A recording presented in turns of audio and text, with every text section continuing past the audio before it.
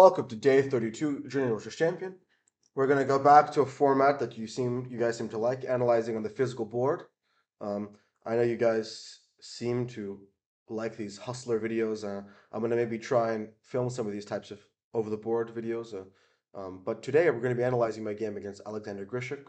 Some of you guys probably know him as for the Thug Life memes. He's a Russian grandmaster who's known for his very funny interviews and also his very good chess. We're going to be analyzing a game against Little Tuesday. It was e4, e5.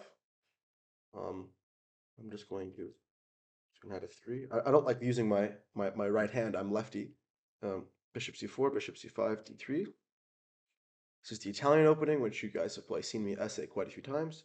But castles. It's actually kind of funny. This king is a bit of a.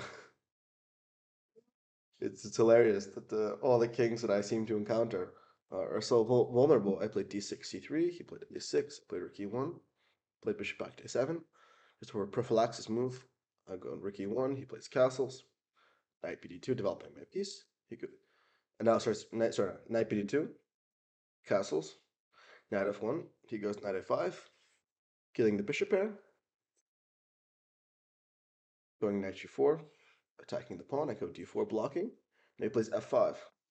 Now, this is funny that I have faced this exact move before, and I was playing against an anonymous account with an Indian flag, and they played this exact line, and now it's making me wonder if this anonymous Indian account was indeed Grishuk. I play bishop g5, attacking the queen.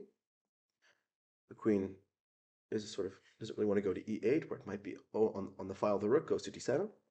And I play h3.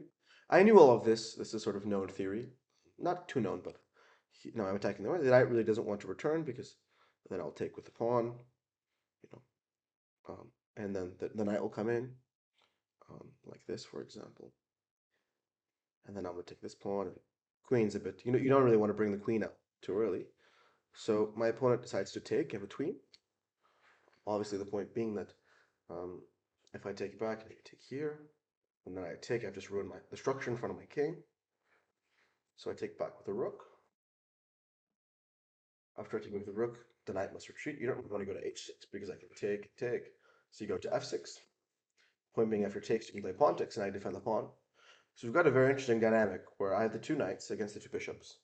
Usually the two bishops are quite strong, but the king is very weak. So instead of knight g3, I played rook h4. My opponent played king h8 to brought my knight into g3.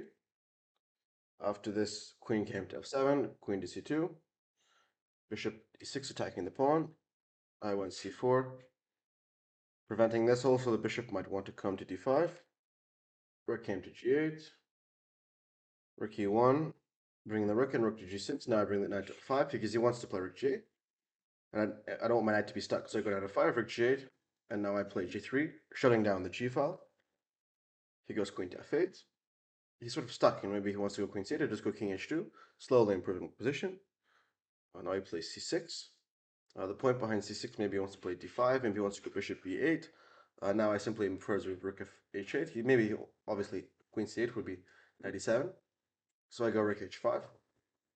And now I'm just protecting my knight. Maybe the knight will come here, just slowly improving my position. Maybe I want to go c5. Here he sort of lashed out. He was in a bit of a precarious position. He didn't really know what to do. I have c5. His rooks are sort of stuck. The queen is stuck. So he decides to just play bishop takes f5. I play rook takes f5. Now he decides to take the pawn. We get a position where he's up a pawn, but the king is quite weak potentially. I have very good pieces. I control the open file. And I thought, obviously, next he wants to go c5, so I said, let me be very prophylactic. Let's just go b4, stop at c5. He goes c5 anyways. I bring the rook to e6 again, and I want to bring the queen in, control the files. With having rooks, it's very important to control the open files because obviously my king is very safe. The pawns, the rooks are both in the g file, but they're doing absolutely nothing. So it goes b6. Now the queen comes into e4, queen f7. This was my favorite moment of the game. Point where I showed very good prophylactic thinking.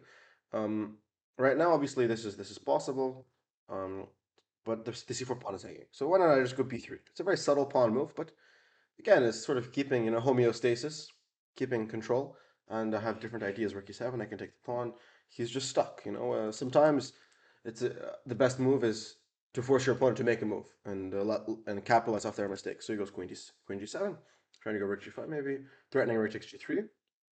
So I go queen f3, just it's a very simple prophylaxis. The queen comes back to d7. I decide to take the pawn. We trade, and now material is even, but of course the king is super weak. My king is super safe. He has these weak pawns, and if I'm able to get an attack, it would be quite devastating. He goes queen e7. I trade the pawns. Takes back. They want to take it this way because the b6 pawn hangs, but now d6 is still very weak. Then I go rook f7. Queen comes to d6. Obviously, you can't let go to e1 because of check. So d6, now the queen comes to b7, I'm threatening here. And I'm slowly just sort of constricting the position. Now, you must protect the pawn, so the queen comes to d6, now the queen comes to d7. I'm slowly forcing him into a corner, threatening rook f6 next. He goes h6. Now I got rook f6.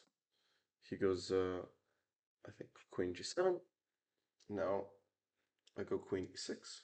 I could take, of course, but now after king h7, I don't have, okay, I'm winning. But here, the point is, queen h6, if king h7, I have rook f7.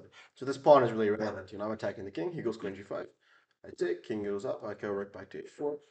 Now threatening rook g4, and that'll be basically the end of the game. If the queen moves, I give a check. I win the rook, and everything is just over. So this was a very nice game against Grishuk. Of course, he's a very sort of strong opponent, and it was a pretty good game for a blitz game. It showed very nice prophylactic thinking, sort of with the move b3, b4, b3, and a nice positional sort of squeeze. Let me know what you guys think of this type of format, if you enjoy the over-the-board analysis with the board on the side, and I'll continue doing stuff like this and analyzing my best games. And of course, for me, a big part of my training is analyzing games. So make sure to check out all my other social media channels, Instagram and Twitter especially, and I'll be back for the next video.